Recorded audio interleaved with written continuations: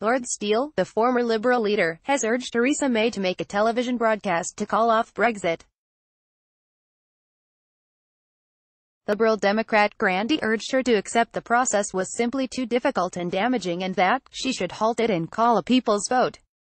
The 80-year-old Scot claimed during a public broadcast she could cite the Governor of the Bank of England, the IMF, the UK carmakers and even the chairman of the John Lewis Partnership in support not of Project Fear but Project Reality. I was active in the 1975 referendum, but in this last one we heard little of the real reason for staying in the EU, namely, the need to maintain a highly successful international unit which has guaranteed that never again as twice in the 20th century would the nations of Europe be at destructive war. The PM should promise to work for reforms in the institution and to steer government investment to the underprivileged parts of England who, in desperation, voted out. He added, in the words of the popular American song, "Let's call them whole thing off." The former Holyrood presiding officer's remarks came as campaigners for a second EU referendum set out a roadmap to obtain a people's vote giving the public the final say on the outcome of Brexit negotiations. The People's Vote report, written by Scottish peer Lord Kerr of Kinlochard, who authored Article 50, suggested the PM could be forced to concede a second referendum by a vote of MPs in Parliament or that she could even decide to call one herself. And it insisted that the option of staying in the EU must be on the ballot paper. But Mrs. May brushed aside the calls for a second referendum, saying voters had already made their decision. When referendum took place, we gave people the opportunity to make a choice. They made that choice, she declared.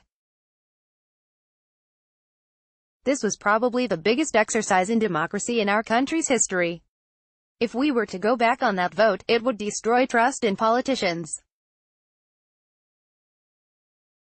My answer to the people's vote is that we've had the people's vote, it was the referendum, and now we should deliver on it, she added.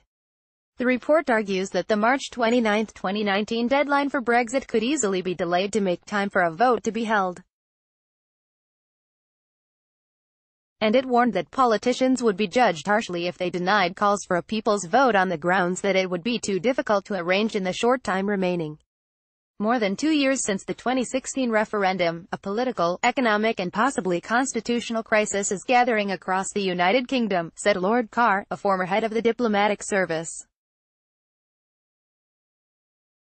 Our view is that the most viable and democratic way of resolving it is to allow the public to have their say on Brexit.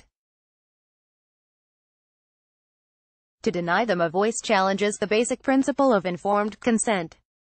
And the crossbench peer warned, history will not, in our opinion, be kind to any politician who hides behind purely logistical arguments, legalese or arcane parliamentary procedure in order to deny people a vote on the outcome of these Brexit negotiations at such a fragile and crucial moment for our country. With opinion polls regularly finding a majority of voters now think the UK made the wrong decision to leave in 2016, the People's Vote report said it was not too late to think again about Brexit. There was no insurmountable political or procedural obstacle to putting the 2-year Article 50 process on hold to provide time for the necessary legislation and practical arrangements to be put in place for a vote, it argued.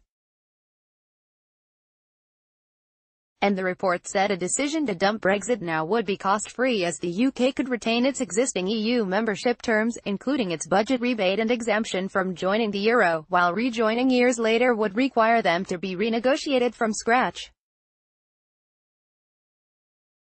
Drawn up by a cross-party committee including pro-EU MPs, peers and MEPs from Conservatives, Labour, Liberal Democrats and Greens, the roadmap outlined 6 possible routes to a fresh referendum, but said others may emerge as events develop. The report explained that if Mrs. May secured a deal with Brussels this autumn, MPs could use parliamentary amendments to force a referendum either when voting on the deal itself or on later legislation to implement the withdrawal agreement. If her deal were rejected by the Commons, it would be up to Speaker John Bercow to decide whether or not to permit MPs to vote on a fresh referendum when the PM faced Parliament to explain her next steps. Although Mrs. May has consistently said that she would not allow a second referendum, the report suggested she might decide that a public vote was the best way to win a mandate for her deal or to escape the constitutional crisis of no deal.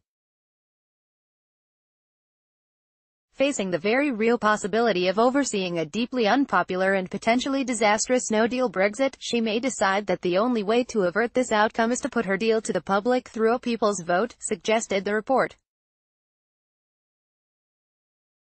The sixth option of a vote following victory for a pro-referendum party in a snap general election within the next few months was judged very unlikely but not inconceivable. The roadmap made no recommendation on the question to be asked in any poll, something that would ultimately be a matter for the Independent Electoral Commission. But it said that, for reasons of simplicity, speed and clarity, it was likely that a two-way choice, either the government's deal versus stay or no deal versus stay, would be preferred over a multiple-choice question. Any vote should not be delayed by arguments over whether to extend the franchise to include 16- and 17-year-olds and expats or tighten social media rules. But the report said social media companies should be warned they would face tougher regulation in future if they failed to take all actions within their power to prevent abuse of their platforms by campaigns. David Davis, the former Brexit secretary, asked how likely a second referendum would be if Parliament willed it, replied, "Pretty unlikely because most people understand to announce a second referendum would be to invite the European Union to give us the worst deal possible in order to persuade us to stay in. That's the consequence of a second referendum and is why it's a very bad idea. It's completely against the national interest."